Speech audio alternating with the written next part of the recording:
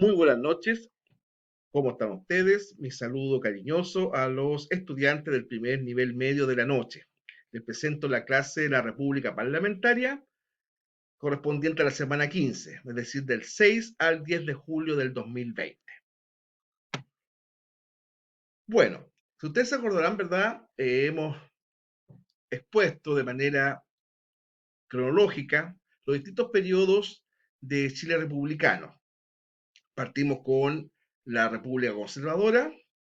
Después desarrollamos la República Liberal y ahora estamos en condiciones de exponer ante ustedes la denominada República Parlamentaria, periodo de la historia de Chile que se extendió desde 1891 hasta 1925.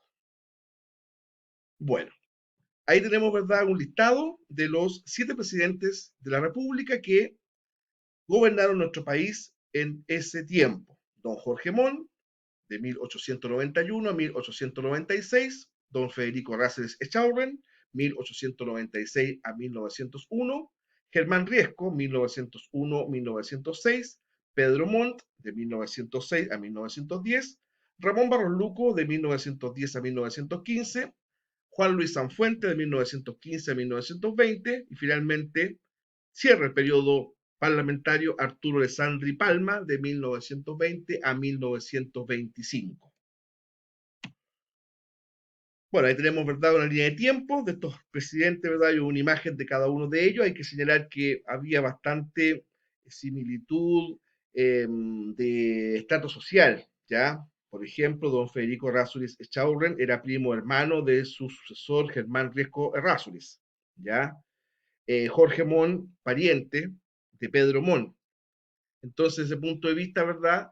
Como vamos a ver después, una clase social o un estamento social llamada, para algunos, oligarquía, para otros, ¿cierto?, la aristocracia santiaguina específicamente, en su gran mayoría va a proveer a los hombres de Estado de esta época. Como características generales, podemos decir que corresponde a un régimen parlamentario denominado por varios historiadores como pseudo parlamentario. ¿Por qué motivo? Porque esto se debió que durante el periodo llamado parlamentario se dio continuidad a la Constitución de 1933, que era presidencialista, o sea, fue un régimen parlamentario de facto, de hecho. Sin embargo, el uso de la rotativa ministerial, que significaba el poder constitucional del Congreso de Chile de disolver la totalidad del gabinete ministerial, provocó que, a partir de la presidencia de Jorge Montt, el gabinete estuviera conformado por la mayoría parlamentaria, principalmente por miembros de la Cámara de Diputados, manteniéndose el presidente de la República como jefe de Estado. Es decir, si el presidente de la República no tomaba en cuenta la mayoría parlamentaria, estos, como vamos a ver después, ¿verdad?, emitían un voto de censura a su gabinete. Esto implicaba que todos los ministros del gabinete tenían que inmediatamente renunciar. Por lo tanto, ¿verdad?, para que el presidente pudiera gobernar, debía nombrar como ministros a integrantes de la oposición.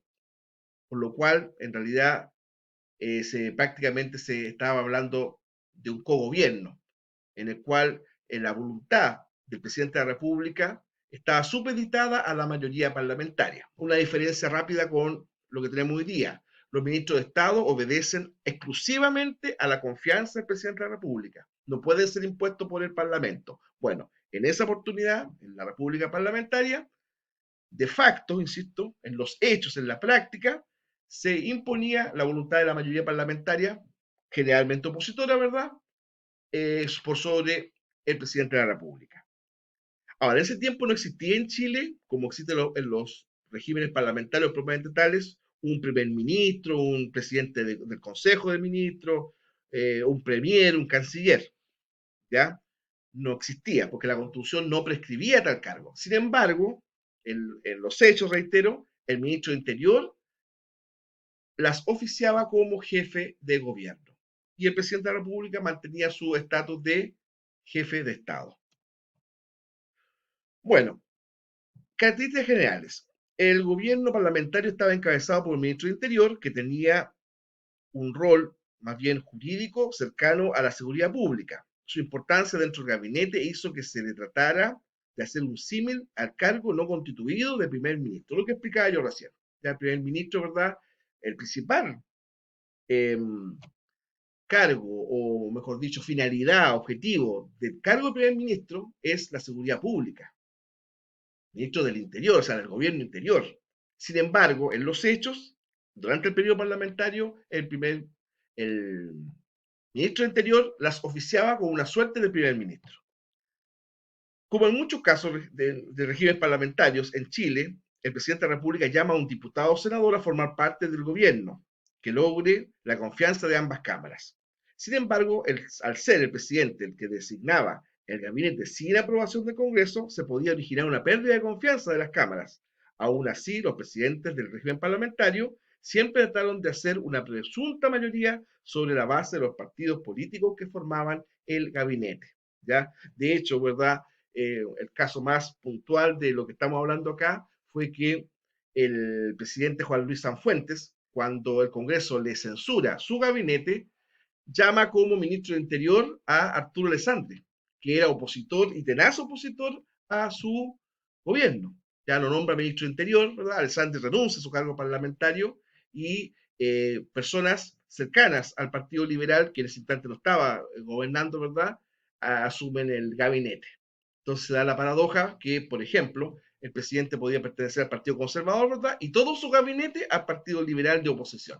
¿Ya? Entonces, por eso decimos, fue un parlamentarismo eh, de facto, un pseudo parlamentarismo, porque el parlamentarismo formal, el inglés, ¿no es cierto?, el parlamentarismo de corte europeo, ¿verdad?, alemán, etcétera, eh,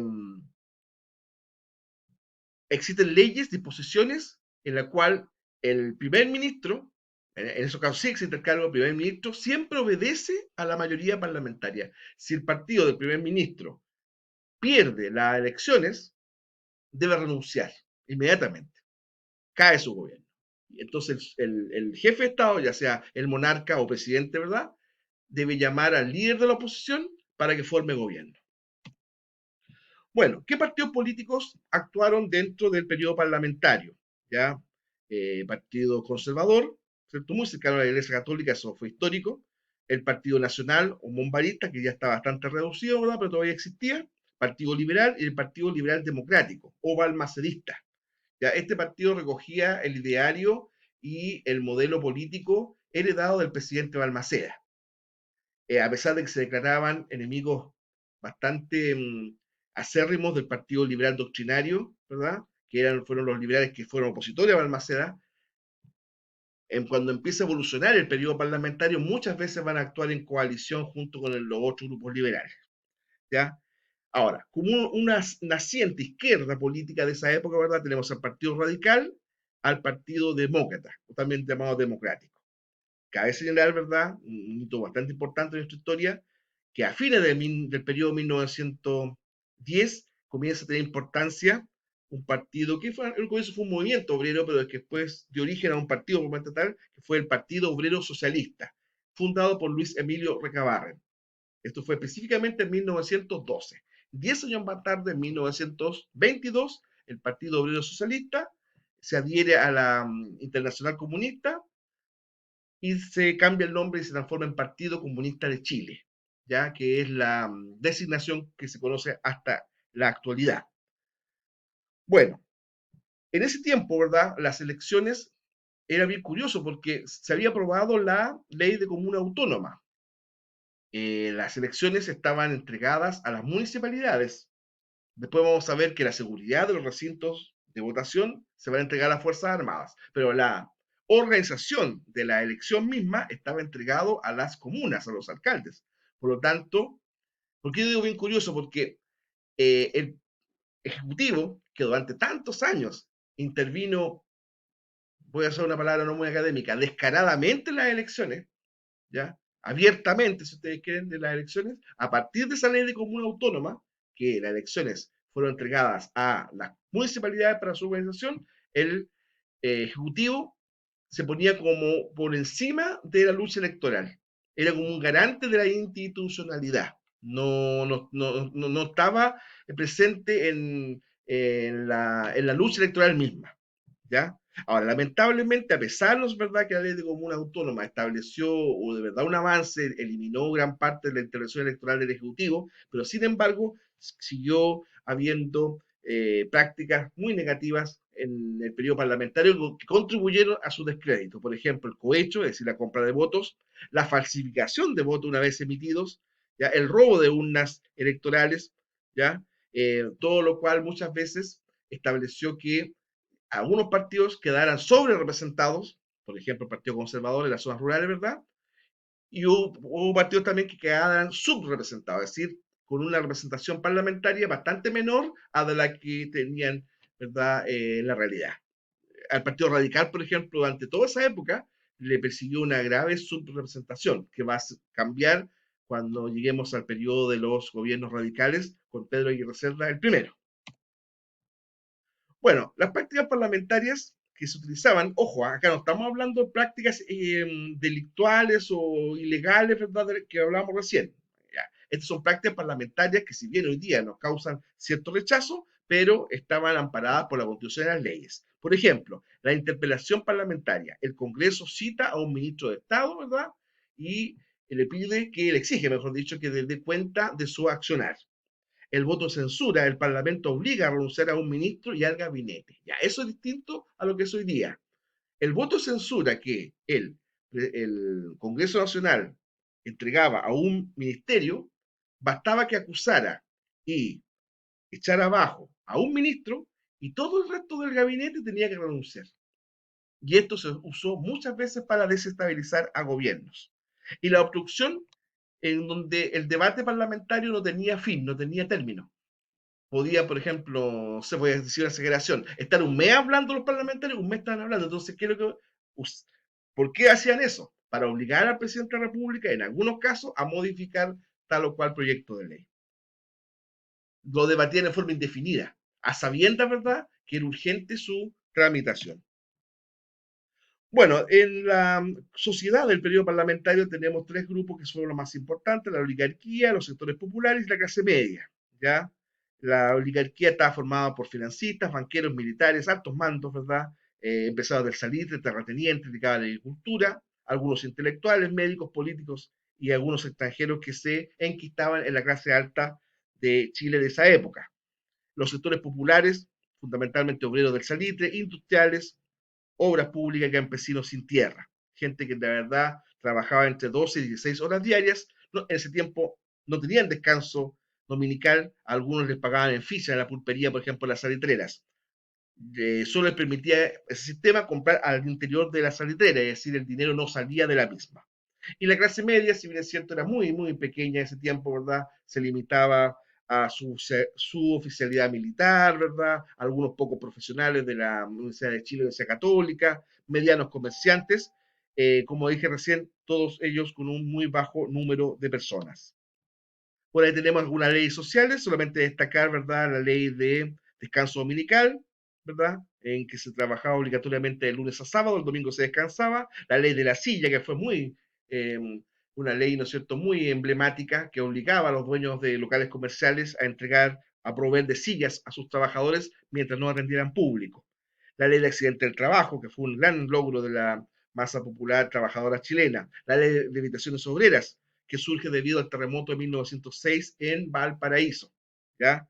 Las industrias tenían la obligación de proveer de casas a sus trabajadores. ¿Ya?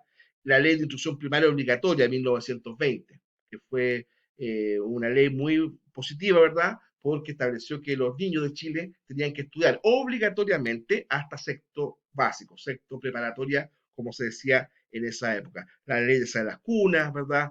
La ley de trabajo infantil se limitó, fíjense, Chile es un país que primero reguló y después con el tiempo se prohibió el trabajo infantil.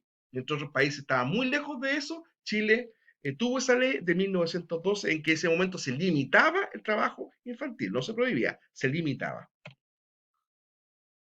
Bueno, los tratados internacionales, ¿verdad? 1902 con Argentina, 1904 con Bolivia, con lo cual, ¿verdad?, se logró una gran paz, por lo menos momentánea, ¿verdad?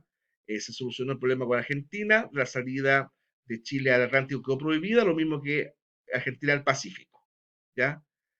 Muy buenas noches, les quiero agradecer vuestra atención. Que estén bien.